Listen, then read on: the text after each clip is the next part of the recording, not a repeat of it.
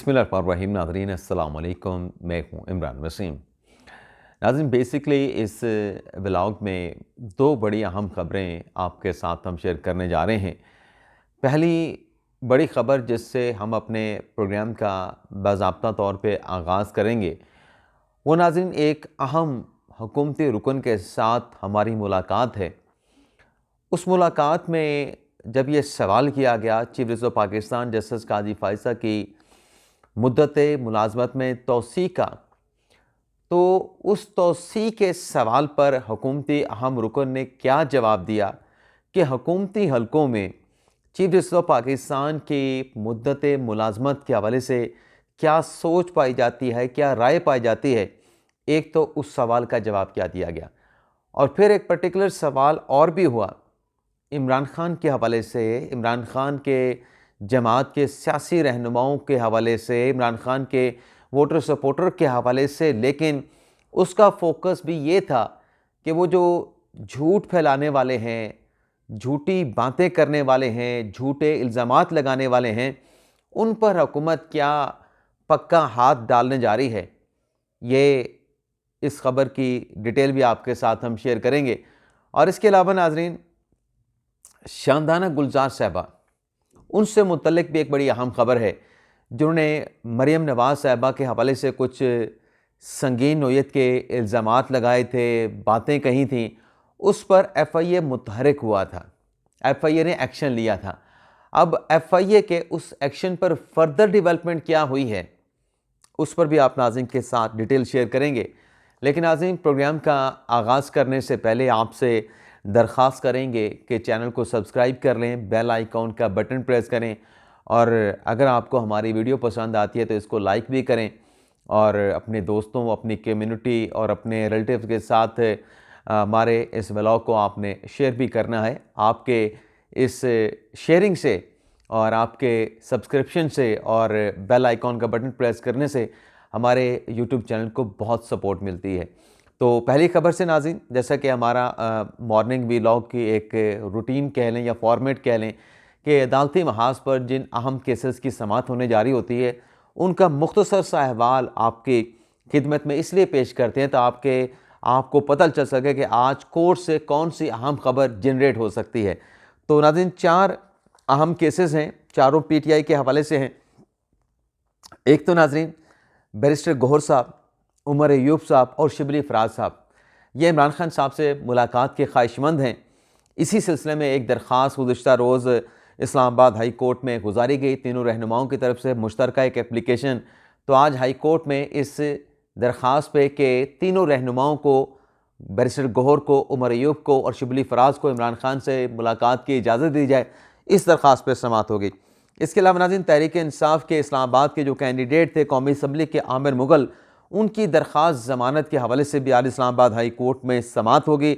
High court में नाज़रीन ये 2 अहम केसेस हैं। इसके अलावा डिस्ट्रिक्ट जुडिशरी में ताहिर सिपरा साहब, जिनके सामने इमरान खान के खिलाफ 6 मुकदमात और बुशरा बीबी साहबा का 1 मुकदमा है, जिसमें गुज़िश्ता रोज़ ताहिर सिपरा साहब ने यह हुक्म दिया था कि आज इमरान खान की और बुशरा बीबी साहबा की वीडियो लिंक के ज़रिए हर हाल में हाज़िरी को यकीनी बनाना है, और आज 11:30 बजे इस केस की समाअत होना है।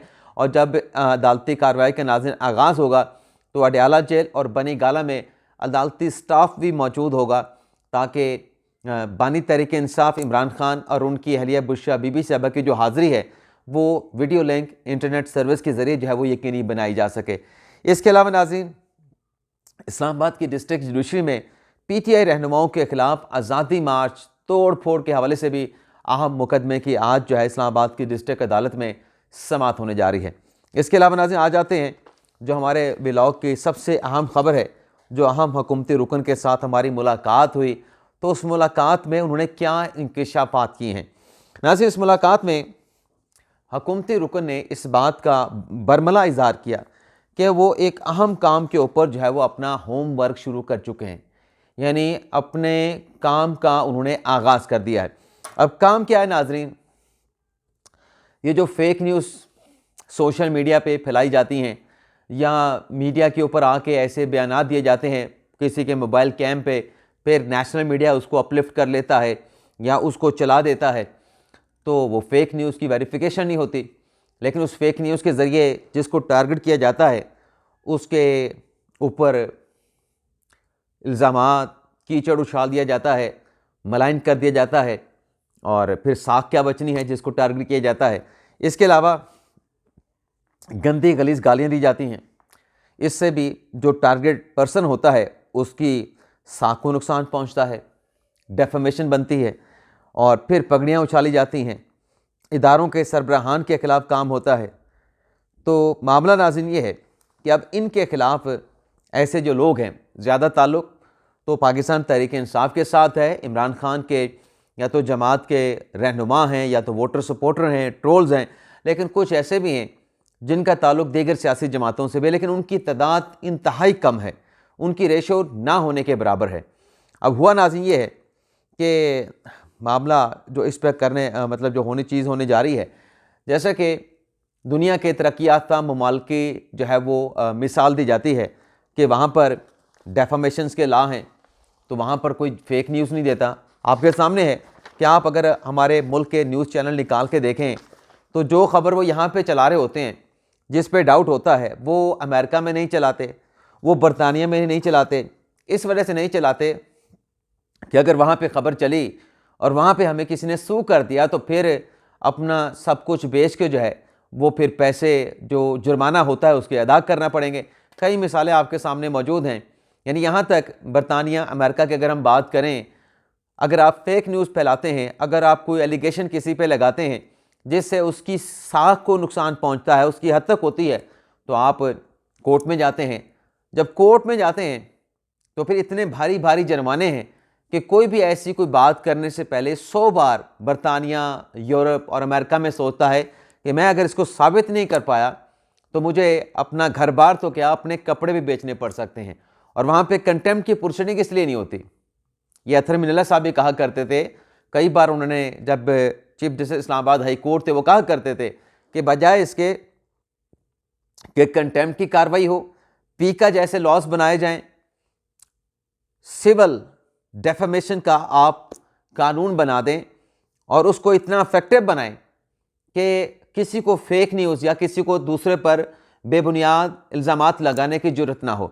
तो एक तो उस हुकूमती अहम शख्सियत ने बड़े अहम ओहदे पे आप कह लें या बड़े असर रसूख वाले कह लें, उनकी तरफ से कह दिया गया है कि ये, और बात नाज़रीन हो रही थी जो FIA की जानिब से ये जो साफ़ियों के खिलाफ कार्रवाई का आगाज़ किया गया, उस पर उसने कहा कि मैंने डेफेमेशन लॉ के ऊपर काम शुरू कर दिया है और इन तमाम जो फेक न्यूज़ हैं, जो इल्ज़ामात लगाना है, पगड़ियाँ उछालना है, इसका एक ही हल है, ना पीका है ना कंटेम्प्ट है, कि सिविल डेफेमेशन कानून बनाया जाए और फिर जो भी बात करे तो दूसरा जो टारगेट पर्सन हो वो उसको अदालत में ले जाए।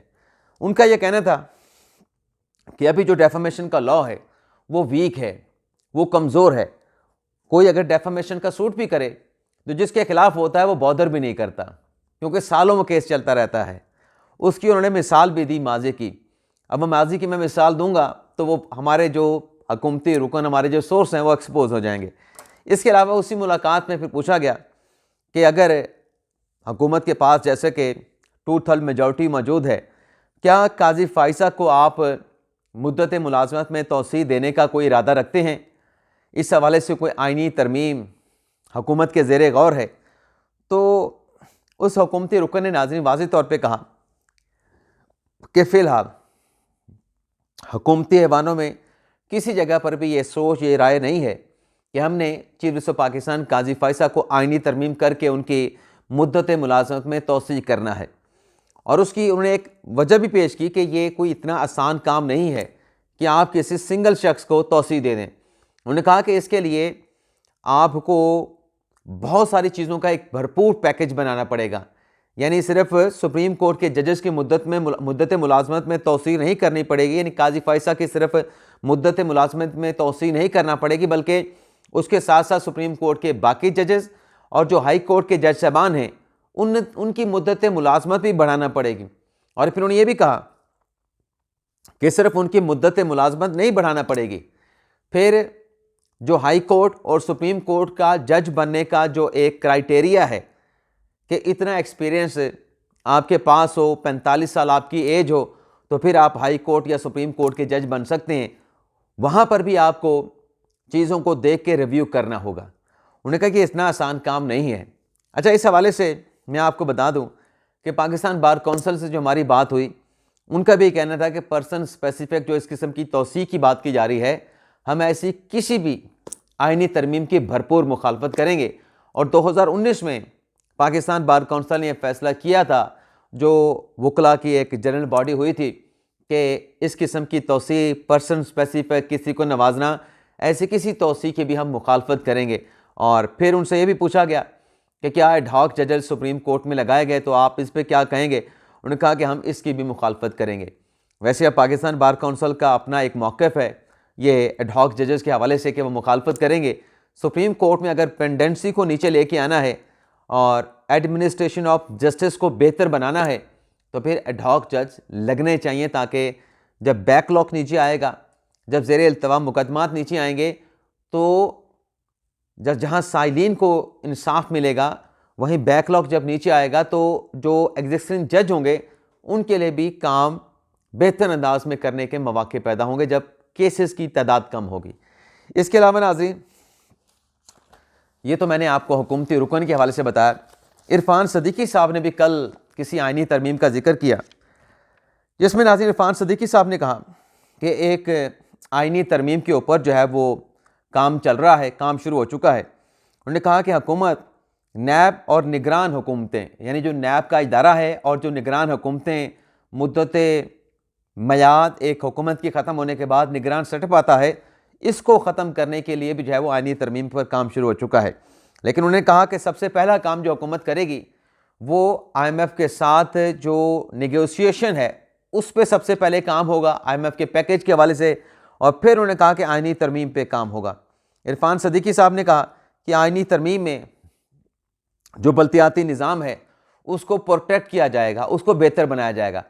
वैसे नाज़रीन, हमारे मुल्क का जो अलमिया है कि यहाँ पे आपको नई लीडरशिप नज़र नहीं आती, जैसे कि मगरब में एक चलते पानी की तरह एक लीडर आया, वज़ीर आज़म बना, सदर बना, जब वो टेनोर पूरा कर गया, एक टेनोर या दो टेनोर, उसके बाद आपको नज़र नहीं आएगा। तो पाकिस्तान में अगर ऐसा आपने कल्चर लेके आना है कि जमहूरियत एक चलते पानी की तरह हो, तो सियासी जमातों में भी जमहूरियत को लाना होगा, और उसके साथ साथ जो बल्दियाती निज़ाम है, लोकल बॉडी सिस्टम है, उसको सबसे अहम है कि उसको भी प्रमोट किया जाए, क्योंकि लोकल बॉडी सिस्टम से आपको नई सियासी क़यादत मिलती है, ग्रास रूट लेवल से मिलती है। और जब एक यूनियन काउंसिल से मुंतखब हुआ काउंसलर अपने अवाम को, अपनी यूनियन काउंसिल को डिलीवर करता है, तो फिर वो ऊपर आता है, वो अपने इलाके का चेयरमैन बनेगा, वाइस चेयरमैन बनेगा, फिर ज़िले की सतह के ऊपर चेयरमैन बनेगा, या तहसील की सतह पे चेयरमैन बनेगा, नाज़म बनेगा, ज़िली नाज़म बनेगा, और फिर चलता चलता MPA, MNA और पता नहीं कहाँ तक जाएगा। तो ये बल्दियाती निज़ाम के ऊपर भी हमें फोकस करना, अगर हमने मुल्क में एक बेहतर पार्लिमानी निज़ाम बनाना है, तो फिर बल्दियाती निज़ाम को भी फोकस करना होगा। इसके अलावा नाज़रीन, इरफान सदीकी साहब ने कहा कि आइनी तरमीम के ज़रिए जो आर्टिकल 62-63 है उनको उनकी असल शक्ल में जो है वो बहाल किया जाएगा। और इसके अलावा नाज़रीन, ये इरफान सदीकी साहब ने जो बातें की हैं, कुछ रोज़ पहले इन्होंने सेनेट के ऐवान में ख़िताब भी किया था, जिसमें उन्होंने इस बात का इजहार किया था कि वक्त आ गया है कि जो निगरान सेटअप है और जो नैब का इदारा है, कोई गुंजाइश नहीं कि इनको बरकरार रखा जाए। वक्त आ गया है कि निगरान हुकूमतों का जो तस्वर है और जो नैब का इदारा है, इनको लपेट दिया जाए। तो जब वो बात कर रहे थे, उसका मतलब ये है कि अब उस बात को अमली जामा पहनाने के हवाले से हुकूमत ने बाज़ाब्ता तौर पे काम का आगाज़ भी कर दिया है। इसके अलावा नाज़रीन, शानदाना गुलजार साहबा, जिन्होंने, आपने गालिबन वो वीडियो भी देखी होगी जिसमें वो PTI के कारकुन ज़िले शाह के हवाले से मरीम नवाज़ पे कुछ इल्ज़ामात लगा रही थी, और उसी नौयत के मिलते जुलते इल्ज़ामात बाद में, बल्कि उससे भी संगीन, रहनुमा शेर अफजल मरवत साहब की तरफ से मरीम नवाज़ पे लगाया कि मेरे तो कत्ल की साजिश मरीम नवाज़ ने की है। बल्कि मरवत साहब तो एक स्टेप, पता नहीं कितने स्टेप आगे गए, उन्होंने कहा जी कत्ल की साजिश के लिए $1 लाख की सुपारी भी दे दी गई है। तो अब नाज़रीन, मामला ये है कि FIA ने, नून लीग के रहनुमा है शुएब मिर्ज़ा, उनकी एप्लीकेशन के ऊपर 14 मार्च का शानदाना गुलजार साहबा को नोटिस कर रखा है। अब उस नोटिस में कहा गया था कि शानदाना गुलजार 14 मार्च को पेश हों। अगर पेश नहीं होती तो ये समझा जाएगा कि उनके पास कहने के लिए या अपने दिफा में कुछ नहीं है। तो अब यह हुआ है कि वो जो कंप्लेंट उनके खिलाफ आई है शोएब मिर्ज़ा की शानदाना गुलजार के खिलाफ, उस पर FIA के डिप्टी डायरेक्टर की तरफ से नाजरीन स्पीकर कौमी असम्बली अयाज सादिक साहब को ख़त लिखा गया है। उस ख़त में नाज़रीन FIA का ये कहना है, एक्चुअली तो स्पीकर साहब को आगाह कर रहा है FIA का डिप्टी डायरेक्टर कि शानदाना गुलजार के ख़िलाफ़ एक कंप्लेंट आई है जो कि शोएब मिर्ज़ा नामी एक शख्स ने दी है, और उसमें जो शानदाना गुलजार ने मरियम नवाज़ पे जो इल्ज़ामात लगाए हैं उन इल्ज़ामात के हवाले से उनके ख़िलाफ़ कार्रवाई करने का कहा गया है। तो FIA के डिप्टी डायरेक्टर ने स्पीकर कौमी असम्बली अयाज सादिक से ये कहा है कि हमने 14 मार्च को शानदाना गुलजार साहबा को बुलाया है। अगर शानदाना गुलजार साहबा नहीं आती 14 मार्च को तो फिर उनके खिलाफ मुकदमा दर्ज किया जाएगा। तो मुकदमा दर्ज के बाद फिर गिरफ्तारी भी अमल में लाई जाएगी। तो ये दो बड़ी खबरें जो आपके साथ हम शेयर करना चाह रहे थे। उम्मीद करते हैं कि आपको हमारा व्लॉग पसंद आया होगा। आपसे इजाज़त चाहते हैं। अल्लाह ताला हम सब का हामी नासिर हो। अपनी ढेर सारी दुआओं में याद रखिएगा। अल्लाह हाफ़िज़।